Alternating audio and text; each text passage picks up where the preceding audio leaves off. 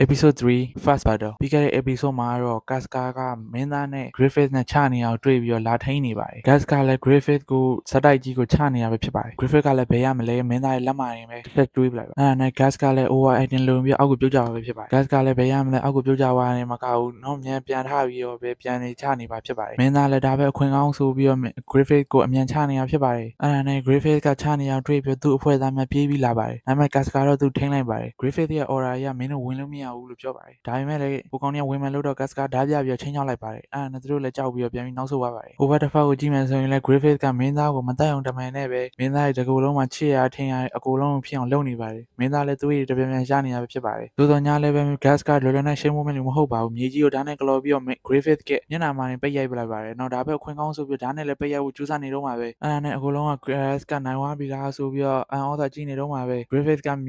က်စိမမြင်ရတော့လေမင်းသားရဲ့ဓာတ်ပေါ်မှာပိတ်ကောက်ရိုက်ပလိုက်ပါတယ်မင်းသားကိုလည်းဓာတ်နဲ့ point out လုပ်ထားတာကိုလည်းတွေးမြင်ရမှာဖြစ်ပါတယ်အဲ့ဒါနဲ့ Casca Star Wars တဲ့ဝက်မှာတော့အပြောဆိုကောင်းဖို့လူတာပဲမဟုတ်ဘူးဘာသာကောင်းဖို့လည်းလူရဲဆိုပြီးတော့Griffith ရဲ့ဓာတ်ကိုပြန်ကိုက်ပလိုက်ပါတယ်အဲ့ဒါနဲ့ Griffith ကလည်းလှုပ်လို့မရတဲ့အချိန်မှာမင်းသားရဲ့ဓာတ်ကြီးကိုပြန်ယူပြီးတော့သူတို့နှစ်ယောက်လုံးတောင်အောက်ကိုပြုတ်ကြပါပဲဖြစ်ပါတယ်အကူလုံးကလည်းတန်တော်နဲ့လာရောက်ကြည့်ရှုဖို့အတွက်တောင်ထိပ်ကိုပြန်ရောက်လာပြီပဲဖြစ်ပါတယ်အဲ့ဒါနဲ့ Gas ကလည်းဒါပဲအခွင့်ကောင်းဆိုပြီး Griffith ကမျက်နှာမှာစတင်ထိုးတော့ပါတယ် Griffith ကလည်းတစ်ချက်ပဲထိုးလိုက်တာပါသွေးတောင်တော်ထွက်လာပြီအဲ့ဒါနဲ့ Gas ကလည်းသူနိုင်ဝါးယူချိန်ပြီးတော့သူလည်းဆက်ပြီးတော့ပြန်ထိုးတော့မှာပဲဖြစ်ပါတယ်ဒါပေမဲ့ Griffith ကတော့ဒီကမရတော့ဘူးဆိုပြီးသူ့ရဲ့ထိုးမဲ့လက်ကိုပဲချုပ်ပြီးတော့ညီကြီးမှရင်အောက်ကိုပစ်ချလိုက်ပါတယ်မင်းသားလက်ကအယိုးတွေပိုင်းကိုကျွတ်ထွက်သွားမှလို့ဖြစ်သွားပါတယ်နောက်ဆုံးတော့ Griffith လည်းနိုင်ဝါးပြီဆိုတော့အကူလုံးလည်းပျော်သွားနဲ့ကြည်နေကြပြီးတော့တောင်ထိပ်ကနေပြီးအောက်ကိုဆင်းလိုက်ပဲဖြစ်ပါတယ်နောက်ဆုံးတော့မင်းသားကြီး Gas ကတော့ Hawks အဖွဲ့ဝင်မဘာတယောက်လည်းဖြစ်လိုက်ပဲဖြစ်ပါတယ်ဆိုတော့ Griffith ကလည်း Gas ရဲ့မျက်နှာလေးကိုညင်ညင်လေးကင်ပြီးတော့အိုး Gas ရဲ့ဒီနေ့ကနေစရင်မင်းကငါ့ပိုင်ဖြစ်ပြီပဲကွာတဲ့အဲ့လို Griffith ပြောနေရတဲ့အကူလုံးအဝေးရကြည့်နေတဲ့ Gas ကကြည့်ပြီးဂျေဝင်နေအောင်လည်းတွေ့ရမှာပါ Griffith ကငါ့ကိုတော့အဲ့လိုမပြောဘူးပါလားဆိုအဲ့လိုနဲ့ညှဘက်လည်းရအောင်မင်းသားကြီး Gas က Griffith ပြောတာ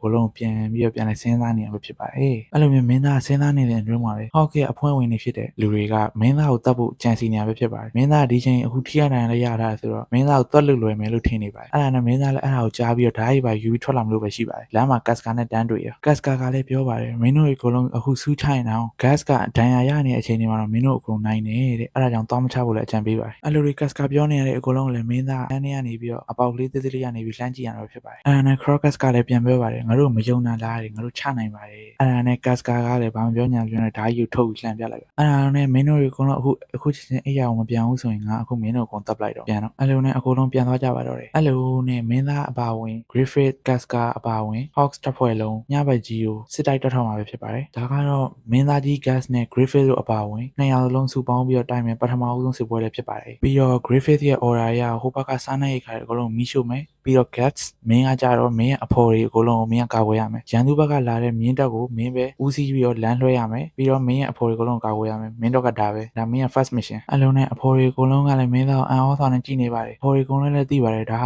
ာလွယ်ကူတဲ့ mission မဟုတ်ပါဘူးသူတော့ကတော့ကဲအလုံးနဲ့ Griffith ကရှင်းပြစရာရှိရတယ်ရှင်းပြသွားပြီဆိုတော့အလုံးနဲ့စလိုက်ကြအောင်ဆိုပြီးတော့စတင်စစ်တိုက်ဖို့ထွက်ပါတော့တယ်အလုံးနဲ့မင်းသားကြီး Gas အပါဝင်သူ့ရဲ့အဖော်ဆိုကြတဲ့အကုန်လုံးကရေတက်ကနေပြီးတော့စတင်ချီတက်ပါတော့ဘာမှကြတော့လေ Griffith ဦးဆောင်တဲ့အဖွဲရတော့ရန်သူဘက်ကစားနေခါဘက်ကိုရောက်ရှိသွားပြီပဲဖြစ်ပါတယ်အလုံးနဲ့ Griffith တို့ကအစာတွေကကြံစီထားတဲ့အတိုင်းပဲ enemy ဘက်ကစားနေခါပိုင်းကိုမီးရှို့တော့မှာပဲဖြစ်ပါတယ် enemy ဘက်ကထွက်လာလူတွေအကုန်လုံးကိုလည်းဓာတ်နဲ့လှီးခုတ်အလုံးနဲ့စတင်ချပါတော့တယ်ကဲရန်သူဘက်ကထွက်လာလူတွေအကုန်လုံးလည်းချပြီးသွားပြီဆိုတော့သူတို့ကြံစီတဲ့အတိုင်းပဲစားနေခါတွေအကုန်လုံးကိုမီးရှို့ပြလိုက်ပါတယ်အလုံးနဲ့အကုန်လုံးမီးရှို့ပြီးသွားပြီဆိုတော့သူတို့စုမယ်ဆိုတဲ့နေရာကိုပဲပြန်လဲသွားနေကြပါဖြစ်ပါတယ်တစ်ဖက်ကိုကြည့်မယ်ဆိုရင်လည်း Gas ကသူ့ကိုပဲအလုပ်ကိုတေချာကြေဝန်စွာလုပ်နေရပဲဖြစ်ပါတယ်အနောက်ကမြင့်တက်ထမှာပါတဲ့လူတွေကိုလည်းတေချာလွှဲပြောင်းပြီးတော့ခေါ်လာနေကြပဲဖြစ်ပါတယ်အလုံးနဲ့မင်းသားအရှိမှသွားနေတဲ့သူ့တငယ်ချင်းကိုလည်းတိုင်းမင်းသွားတော့ငါအကုန်ကြည့်ချတော့မယ်လို့ပြောပြီးတော့အဲ့ဘဲလဲသွားတော့ပါတော့အလုံးနဲ့ Griffith ဦးဆောင်တဲ့အဖွဲကတော့နန်းတော်ပြန်လဲရောက်ရှိလာပဲဖြစ်ပါတယ်အကုန်လုံးလည်းချီးမွမ်းမတက်ချီးမွမ်းအကုန်ချီးမွမ်းနေကြပဲဖြစ်ပါတယ်အလုံးနဲ့ Griffith ကလည်းမင်းသားမလာသေးတဲ့အတွက်ကြောင့်လွမ်းပြီးတော့အရှိထွက်နေတဲ့အတွင်းမှာပဲမင်းသားလွတ်လိုက်တဲ့မင်းသားတငယ်ချင်းက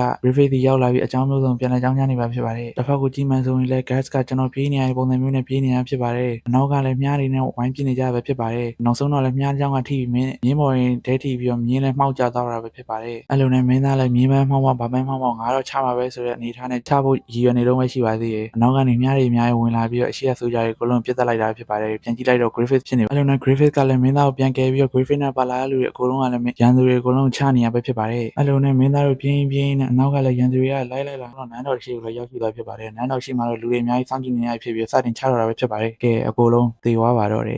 ်အဲ့လိုနဲ့ Gas နဲ့ Griffith နဲ့နှစ်ယောက်လုံးပါဝင်တဲ့စစအုပ်ဆုံး mission ကတော့ တော့အောင်မြင်စွာပြီးဆုံးသွားပြီပဲဖြစ်ပါတယ်ကဲအကိုလုံးလည်းပြီးဆုံးသွားပြီဆိုတော့အကိုလုံးကအောင်မြင်မှုအထိမ်းအမှတ်အနေနဲ့ညစာစားဖို့စတင်စားကြတော့တာပဲဖြစ်ပါတယ်ဒါပေမဲ့ gas ကတော့မပါပါဘူး gas ကတော့အပေါ်ထပ်မှာအေးဆေးလေငင်းခံနေရပဲဖြစ်ပါတယ်ဒါပေမဲ့ gas ရဲ့ဘဝကတော့အလွန်ဆိုးရပါတယ်လေငင်းအောင်အေးဆေးခံလို့မရပါဘူးအောက်ကသူမပါလို့ဆိုပြီးလာခေါ်ခိုင်းတာပဲဖြစ်ပါတယ် gas ကလည်းပုံမှန်စကားနဲ့ပြောနေလာမှာမဟုတ်ဘူးဆိုတာသိရတဲ့အတွက်ပင်ဆိုတဲ့ကောင်ကလည်းဂိုးပေါ်မှာရင်ချီပြီးတော့သူ့အောက်ကိုခေါ်သွားပါတော့တယ်ကိုလုံးကလည်းမင်းသားကိုကြည့်ပြီးဟားတိုက်နေရပဲဖြစ်ပါတယ်အဲ့လိုနဲ့မင်းသားလည်းအောက်ရောက်ပြီးဆိုတော့ယော့အဲ့မှာအောက်ဆင်းဆိုပြီးအဲ့မှာပြစ်ချလိုက်ပြီကဲနောက်ဆုံးတော့လေအကိုလုံးကမင်းသားကိုသူတို့ဖွဲ့ဝင်ဖြစ်အတိမပြုတ်လိုက်ပြီပဲဖြစ်ပါတယ်ဒါတွေအကုန်လုံးလည်းအပေါ်ကကြည့်နေတဲ့ gas ကလည်းဂျေဝင်မဆုံးလုံးဝ